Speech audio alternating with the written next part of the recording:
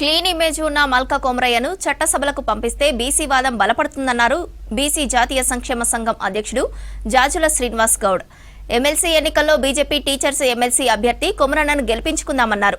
కొమరన్న గెలిస్తే బీసీలందరూ గెలిచినట్టే అని చెప్పారు.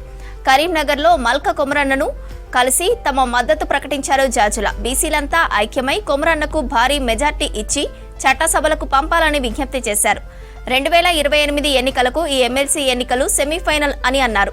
జాజుల శ్రీనివాస్ గౌడ్ పీఆర్టీయూను నమ్మే పరిస్థితి లేదన్నారు.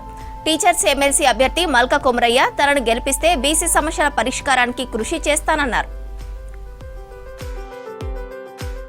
నగర్, నిజామాబాద్, ఆదిలాబాద్, మెదక్ ఉపాధ్యాయ నియోజకవర్గాల ఎమ్మెల్సీ నుండి విద్యావేత్త, ఈరోజు బడుగు బలహీన వర్గాల ఆశాజ్యోతి, విద్యారంగంలో విశేష అనుభవం ఉన్నటువంటి పేద వర్గాల విద్యార్థులకు లక్షలాది మందికి తమ విద్యా సంస్థల ద్వారా ఇలా అత్యుత్తమమైనటువంటి నాణ్యమైనటువంటి ఎడ్యుకేషన్ అందించినటువంటి పెద్దలు, మాకు ఆదర్శప్రాయులు మల్కా కొమరయ్య గారు ఈరోజు ఉపాధ్యాయ ఎమ్మెల్సీగా ఈరోజు ఎన్నికల బరిలో ఉన్నారు. వారికి సమస్త బీసీ సమాజం అంతా సంపూర్ణంగా మద్దతు తెలియజేస్తున్నాం.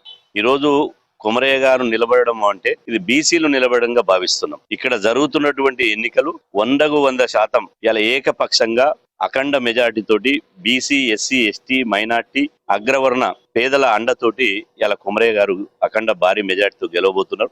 ఎందుకంటే ఒక మచ్చలేనటువంటి రాజకీయాలను మనం చూస్తున్నాం, కానీ ఏమాత్రం చాలా క్లీన్ ఇమేజ్ ఉన్నటువంటి మచ్చలేనటువంటి మల్లెపూ లాంటి మనసున్నటువంటి నాయకుడు కొమరయ్య గారు. ఈరోజు తెలంగాణ రాష్ట్రంలో కొమరయ్య గారి గెలుపు ద్వారా 2028లో రాష్ట్ర రాజకీయాల చిత్రపటమే మారబోతుంది. టీచర్ ఎమ్మెల్సీ ఎలక్షన్ లో భాగంగా ఈరోజు కరీంనగర్ లో ఆత్మీయ సమ్మేళనం జరిగింది. బండి సంజయ్ గారు అధ్యక్షతన మొత్తం ఉమ్మడి 4 డిస్ట్రిక్ట్స్ ల ఎలక్షన్ కన్వీనర్స్ అందరు వచ్చారు.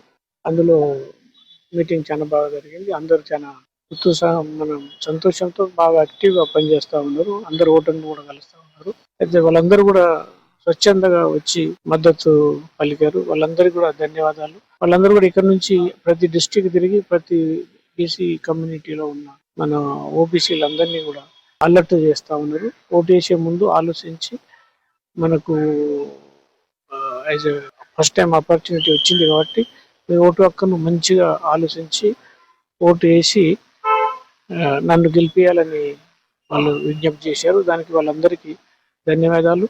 అదేవిధంగా రోజు రోజుకు మన మూమెంట్ చాలా యాక్టివ్గా పోతుంది. తర్వాత 1 సైడెడ్గా టీచర్స్ ఉన్నారు.